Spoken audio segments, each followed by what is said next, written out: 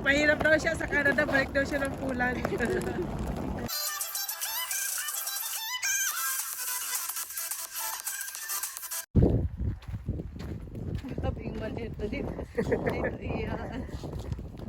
Susunduin namin yung mag-deliver ng luggage galing Canada.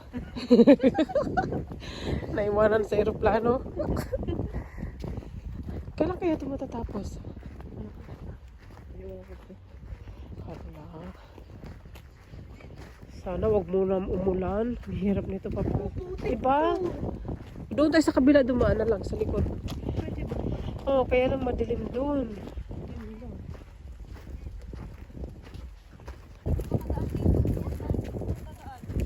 Doon, dapat doon. Dadalhin sa ikot. Kanina nga, nakalimutan ko. Buti na lang hinatid ako ni Pete. Hala, hila-hila. Ang layo ng lalakarin nila. Wala, dito nila idadaan? Dito nyo idadaan? Hindi na lang, sa kabila. Ito na yung dumating galing Canada. Bakit pa nagpakahirap pumunta ng Pulan? Kaganda-ganda ng buhay sa Canada, pumunta ng Pulan. Baka dyan o, may shortcut dyan o. Dito kayo dadaan ako, ano yan? Doon na lang, doon. Doon. May shortcut ba? Kaya pa, kaya pa? Halika. Tulong tayo, dali. Dito muna, dito. Kasi buhat mo pala tayo. Ito. Nasira na. Yan. Ayaw na umangat. Kailan kayo dumating? Ayaw na. Wala na, sira na, ayun. Ayan na. Kaya? Ren, saan ka punta? Iwan ko na yung... Iwan mo na Stromikova? Sabihin mo, alis na si Dave. Pupunta kami. Saan ka punta, Dave? Kasi picture ako muna. I-picture mo kay siya. Alis na si Dave. Pupunta na raw siya ng Canada. Sarina, alis na. Kanina, alis na ako. Alis na daw si Dave. Kuha ko na ng kape sa Canada. Oo, daw muna siya ng kape sa Canada. Taga-Canada pumunta ng Poland, ewan ko ba? Bakit sila pumunta dito? Kaganda-ganda sa Canada. Gemma.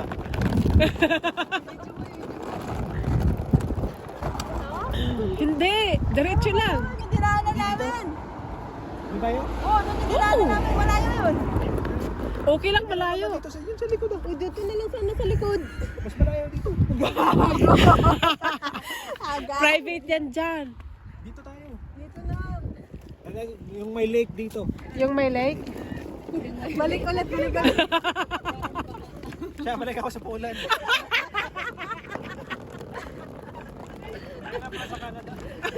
Mahirap daw siya sa Canada, balik daw siya ng Poland.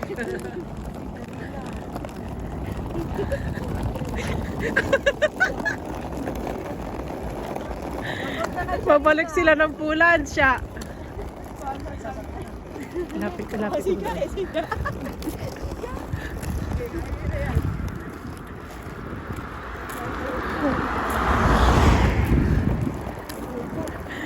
Ito ang buhay nila sa Poland. Lipat bahay. Nakatingin sila man.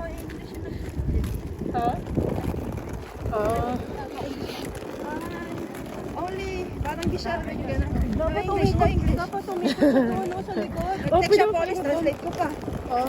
Pwede ka. Nandun na siya nagaling, pero parang hindi niya siguro matuloy. Di niya alam siguro saan. Nakatatlong ikot din kami kahit sa taxi. Sa wakas, nakarating na sila sa Poland. Pinagod pa. Fort Vision talaga. Oh. Thank you guys for watching Pina's TV vlog.